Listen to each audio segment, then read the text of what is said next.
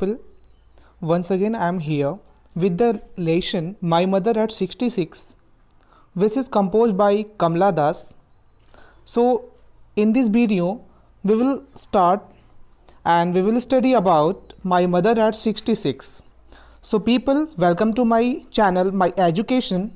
Today I will tell you about this poem which is already I told. It's composed by Kamla Das.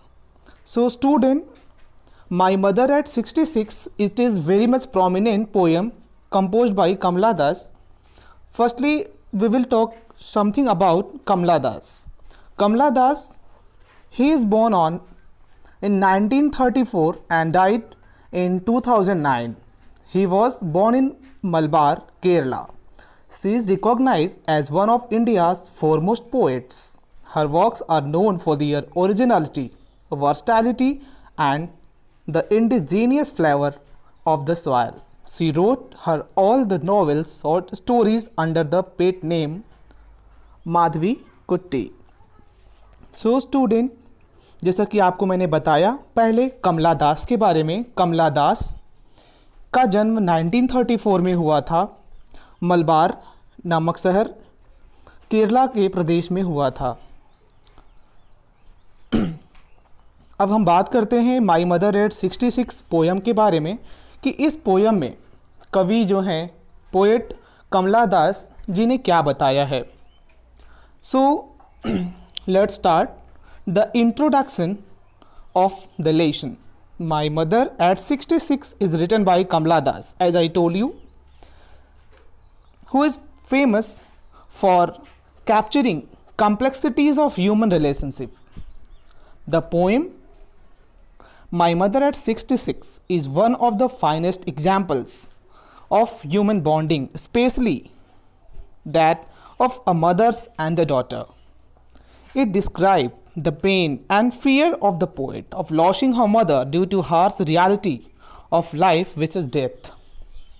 Student, my mother at 66 poem Kamala Das ji के द्वारा लिखा हुआ है. ये बताती हैं किस प्रकार व्यक्ति का जीवन अपने वृद्धावस्था तक पहुंच जाता है और उससे जुड़ाव रखने वाले जो कोई भी लोग होता है उसे कितना तकलीफ़ होता है जब उसे वो देखता है कि यह व्यक्ति अब काफ़ी लंबे समय तक जीवित चला आ रहा है, आगे यह जीवित नहीं रह पाएगा. उसे देखकर कितना तकलीफ़ होता है. बस पोएट का विचार भी यही है और इस पोयम के माध्यम से with through the poem she want to explain, she want to express her view. So let's start line by line explanation regarding the poem.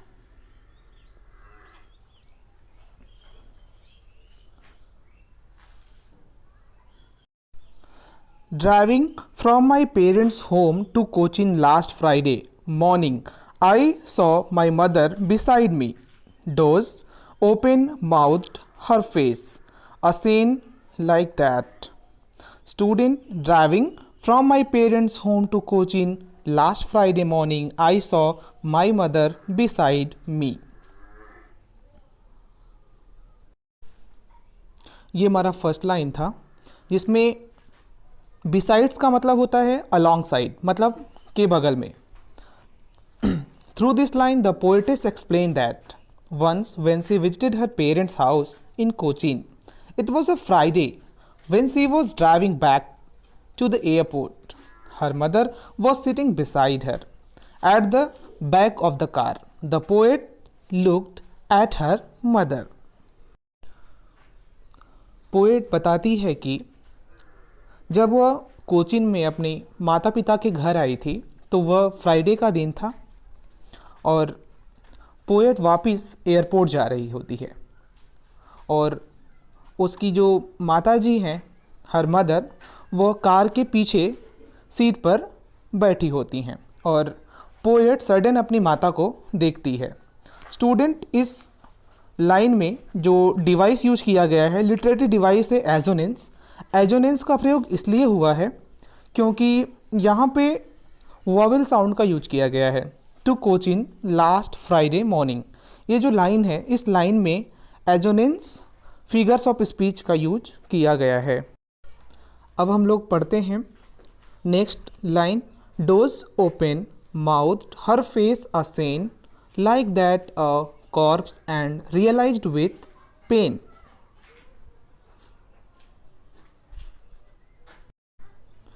इस लाइन में पोएट कहती है when she was looking to her mother she was little sleepy. Doze मतलब होता है napping, napping मतलब होता है अर्ध निद्रा में। उनकी जो माता जी होती हैं वो अर्ध निद्रा में पीछे बैठकर सो रही होती हैं। And open mouthed her face ashen like that a corpse of realised with pain. ऐसा प्रतीत होता है कि उनकी मम्मी जी अपने माउथ को ओपन की हुई हैं और उनका पूरा फेस एकदम पले धुंधला हुआ दिखाई दे रहा है, स्मोकी अपीयरेंस दिखाई दे रहा है और उनकी पूरी की पूरी बॉडी जो है एक कॉर्प्स मतलब होता है डेड बॉडी, डेड बॉडी की तरह दिखाई होती है। यह सब देख करके the poet was feeling so much worries and she was very much painful by seeing her mother in this type of pathetic condition.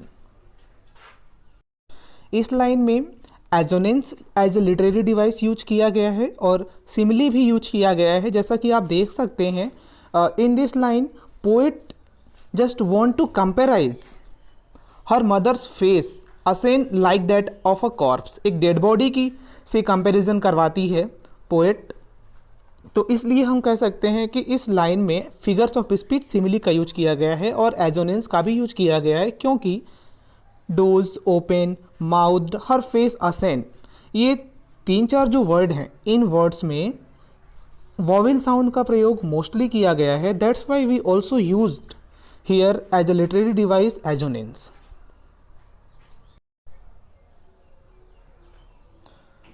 Through this poem further हम लोग पढ़ते हैं अपनी नेक्स्ट लाइन में, जिसमें पोएट ये बता रही है कि जिसमें पोएट कहती है put that thought away that she was as old as looked but soon put that thought away and looked out at the young trees sprinting the merry children spilling out of their home but after the airport security check standing a few yards away। तो इसमें हम देख सकते हैं कि that she was as old she looked but soon put that away. The poet is thinking that her mother is aging day by day and she is too old now. After seeing her mother, the poet is full of worries by looking her mother. But few minutes later, she looked outside of the car. She was able to see that trees sprinting, चलते हुए पेड़ों को वो देखती है, and the mother children is spilling, और देखती है कि जो मेरी चिल्ड्रेन है, खुशी खुशी जो बच्चे हैं वो बाहर इधर उधर अपने घर से खेल रहे हैं, बाहर आ रहे हैं, और ये सब विचार करते हुए वह एयरपोर्ट तक पहुंच जाती है। But after the airport security check, लेकिन जब एयरपोर्ट सिक्योरिटी पर पहुंच जाती है तो वहाँ पर बहुत सारी फॉर्मेलिटीज़ होती है, जैसे कि एयरपोर्ट सिक्योरिटी पोएट्स का सब कुछ वेरीफाइड करता है। Then poet was standing a few yards away and she again looked her mother।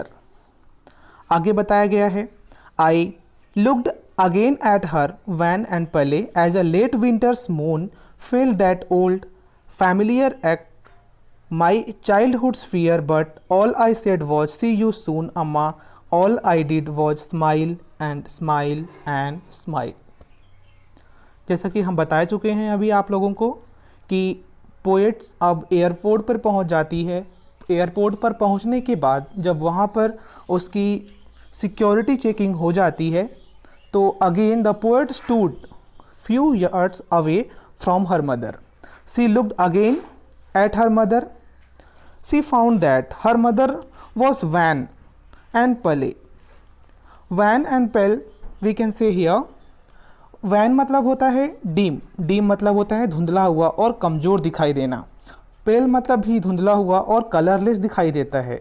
जब पोएट अपनी माँ को दूर खड़े होकर वो देखती है तो उसकी माँ का जो फेस है वह एकदम धुंधला हुआ दिखाई देता है, बहुत ही कमज़ोर दिखाई देता है।